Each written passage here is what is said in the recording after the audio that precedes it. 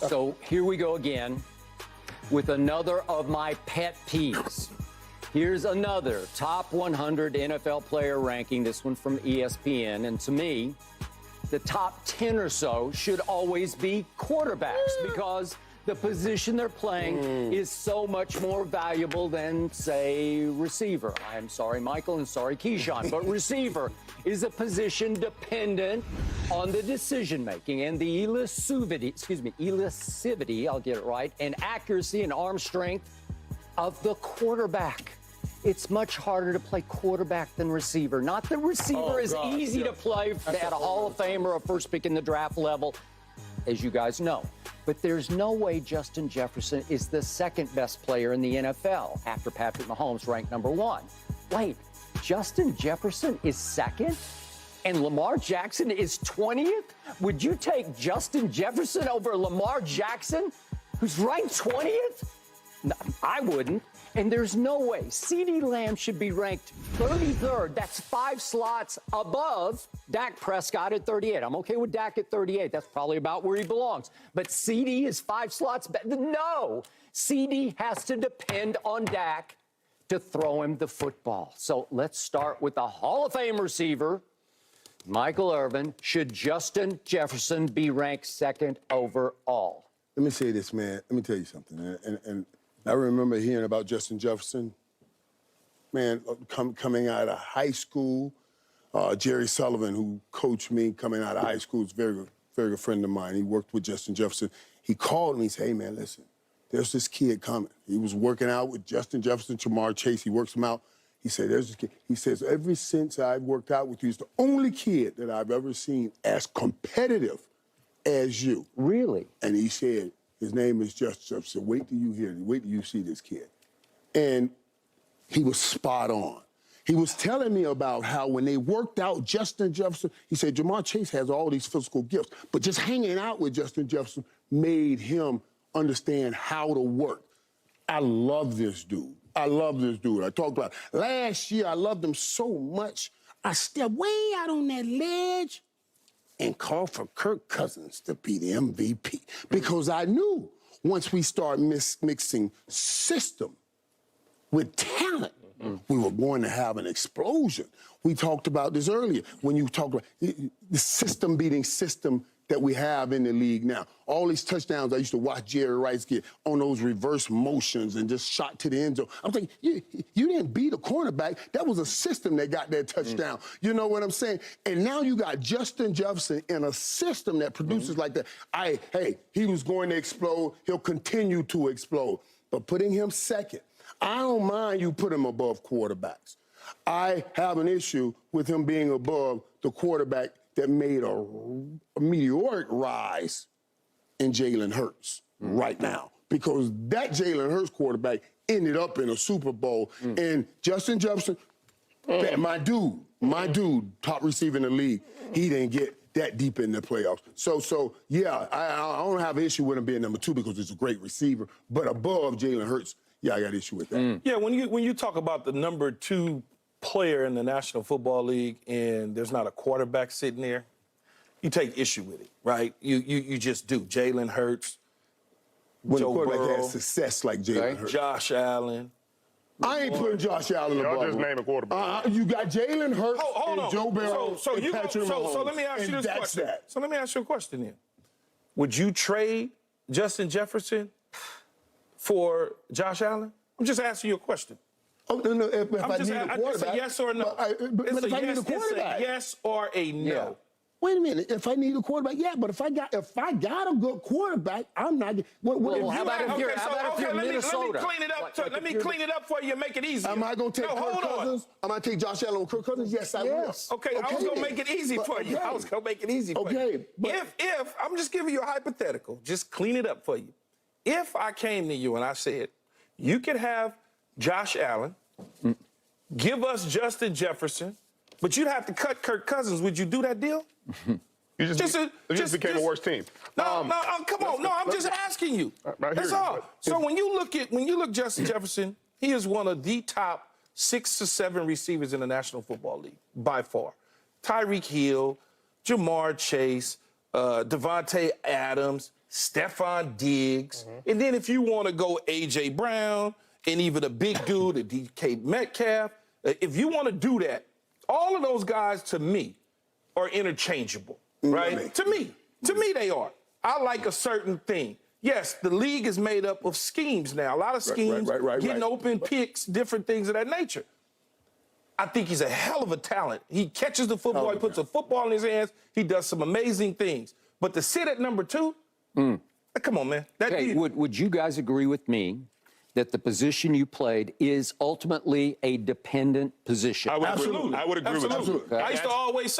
I used to always say to people, I need 11 people. See, the math. You do. Here's why I need 11. Because you remove me. I need the offensive coordinator to call the play. Okay. And I need the other 10 dudes to do their job for me to get the football. How many routes in your life did you run and think, open? I'm open. Where's the football? I wrote a book. So you already know how I feel. What I would say, to agree totally with you, a position that's dependent on other factors, you're dependent on the O-line, the quarterback, all these things, the coordinator. Like, you can't be top 10 in this National Football League. You are you are dependent on everything else. I think a pass rusher, Nicholas John Bosa. You talk about Micah Parsons, somebody like that. I have no problem with that. You know what they're dependent on? Their effort, their technique, their approach. That's the thing that makes them dominant players. So if you talk about would I take Justin Jefferson or Nicholas John Bosa or Micah Parsons or a passer, T.J. Watt, you're taking those guys because you know they're going to affect the play every play regardless. They don't have to have the ball. They don't have to have a play call. That's a strong case. That's a strong case. No, it is not. Let me give you an understanding of what is done from a guy at that position. I'm not saying quarterback is not tough to play, but you got to discern and decipher things. That's why the shoulders up talent is so important. But playing wide receiver, I got to be out wide. I got to run down this field 20, 25 yards. I got to catch a football that somebody is throwing at me, coming at some ignorant rate of speed between heaven and earth. I got to snatch it out the air, find my way to the ground when everybody trying to take my head off, turn around and go run a touchdown. You won't tell me the dude running back that's trying to tackle the quarterback is more gifted than that. Get out of here. I'm not buying it. I'm not buying it. Yeah, you're more valuable. I'm not even saying that. I need chunk plays in this game. You don't play enough plays, Mike. You don't play enough plays to be that valuable. Y'all take too many subs, too many water breaks. I don't play enough plays. If I played 3 plays, and I saw Randy Moss play 3 plays, all 3 were touchdowns. He called hitches and was some touchdowns. You gonna tell me? And I heard you yesterday say defense win championship, and I had already gotten on you one time, so I let you make it on that one because I said I don't want to get on you too many times on the first day. But the truth is, defense don't win championships. Points win championships. You can stop people on defense 100 plays, and one person make 1 point, 1 score on offense, and you lose. You made 99 great plays, and you still lose. I saw a Super Bowl defense don't win 10-3. Super Bowl. I saw 10-3 Super Bowls. I saw a 10-3 Super Bowl, and that's a defensive game. There's not 40 points being scored in these Super Bowls. Right. So they lost your mind. Skip, I believe you stop somebody from scoring. That's good. That you did good. But you still have, if you scored, the name of the game is who has the most points win, not who stops people the most. So even if you stop, Skip, you can stop them all day. When I look at it, touchdown win games. When I look at it, that's the point. Justin Jefferson belongs on the list. I just don't know that he belongs there, too. He makes a great point about pass rushers, and I can go all the way back into history and think about a Lawrence Taylor or whatever you want to call it. Michael Irvin also makes a great point. As a receiver, we depend on a lot of guys. There's a lot going on. But what we have to do is insane. But what we had to do, right. Not necessarily what they're doing today. Today's game is totally different than it was when we played. Let him say what he's saying. I agree. Because we had to pay attention to everything back there. Nowadays, you can just run free access. You got free access at everything. When we got free access, as you would say, Michael, We look up and go, we got free access. We get ready to eat this dude up. But how many times has that happened in our careers? No, not like now. That's why I look at it and I say to myself, I make that face. I go, I don't know. And another thing that how I value and I look at receivers, are you catching any balls on the numbers or everything you doing in the slot? When you know, when you're in the slot, I got the whole field to work with.